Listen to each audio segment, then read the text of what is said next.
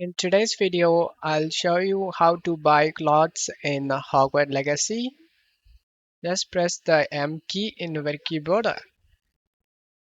and navigate to this coffee icon. Just right click on this coffee icon and you can able to locate it. Just press the escape key and navigate to that location.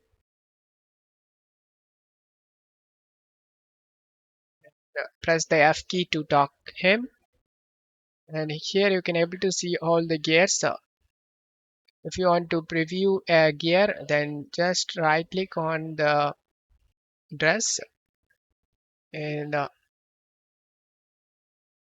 if you want to purchase this dress, then you just need to hold the left click, and I just brought the dress, and again hold this dress to purchase it. I purchased successfully.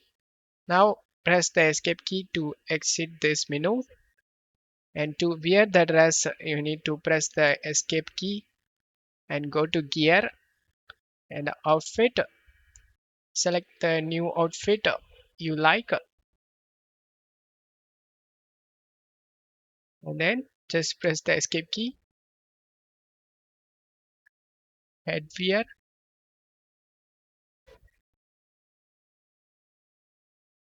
then press escape key and again escape.